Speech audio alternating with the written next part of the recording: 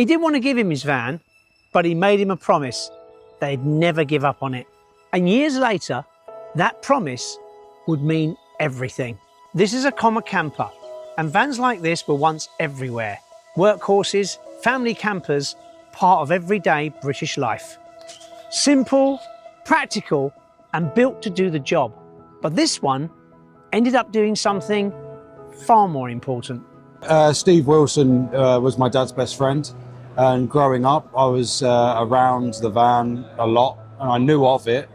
The start of my engineering apprenticeship, my whole career and everything I can owe to Steve, and me even being here I owe to Steve. Some people don't just teach you things, they shape who you become. But life was dealing you a few kind of twists and turns, wasn't it? Yeah, so in 2019 was the lowest of my mental health saga, I'll call it. So from 2014 to 2019, I had a very bad running in with the big corporate company I worked for, and it just got progressively worse and worse and worse over time. And doing the van and going into the garage we just bought a house, so doing the van was keeping my mind away from the issues I had at work. And at the time, when you're in that mindset, you don't think about a way of getting out, of like changing job or anything. You don't think about it like that. You think in a very, well, I have no option. I have to continue putting up with this sort of thing. So my home life was good. I just bought a house. And yeah, my wife, the van were basically the main things keeping me here, because they were the only things giving me joy at that time. And it was Steve's mum's. She was called Eileen, so I named it after his mum, sort of as tribute. Left damaged and untouched for nearly 3 decades. The only stipulation was you can keep the van as long as you restore it and finish it and put it on the road. No quitting. That wasn't just advice, that was the deal. On his 18th birthday, the van arrived. It had been sitting around for 29 years.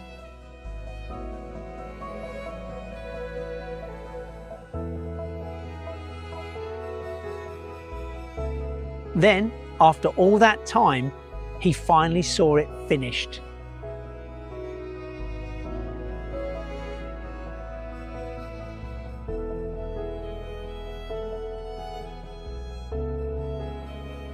But not long after, Steve sadly passed away. So because he meant so much, I just thought, well, I have to put the sign writing on of his small business that he had. And I got it done by a tattoo artist that does sign writing for the circuses and stuff. And he managed to do it between when he passed away and his funeral. So his whole family saw it sign written on the day of his funeral. And I just felt it had to be done. It had to be done. So I fly his flag and Eileen's flag. Yes. So originally I was flying Eileen's for Steve, and I'm now flying both of their flag for myself. So shows like this are amazing because I get to keep his memory alive. So he'd never be forgotten. Some vehicles carry tools, some carry memories, and some carry the people who shape us.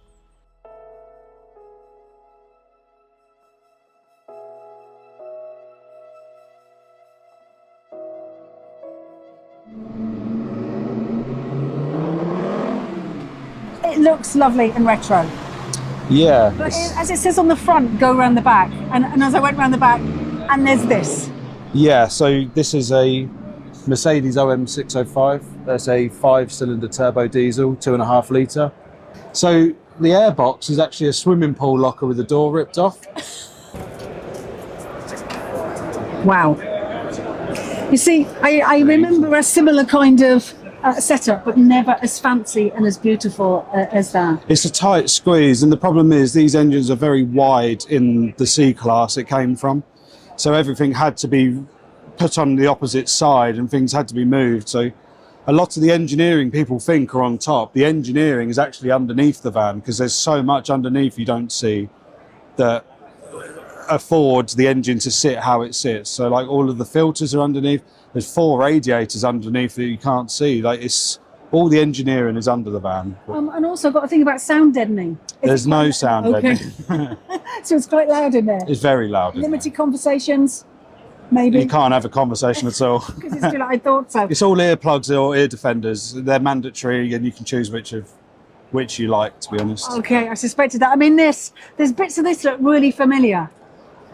What's she like to drive? The same as, well, it drives like a standard comma, to be honest. There's not really anything different from a standard comma other than the gear shifter, because I've got Mercedes running gear, so. But other than that, the pedals are the same. Yeah.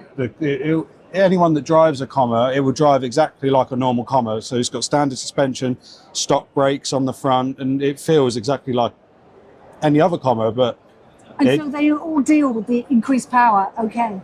Well, they have so far. You've had so many people come and say, "Oh, I remember one of these," like I do. Yeah. I say, "I used to drive around in one of these. It's fantastic." So thank you very much. Thank you for sticking with it. We love Eileen.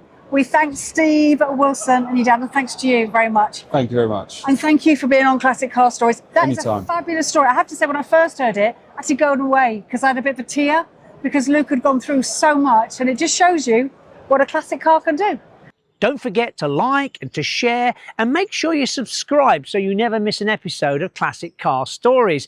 But don't park the car just yet. Make sure you drive straight into the next episode, because every classic has a story to tell.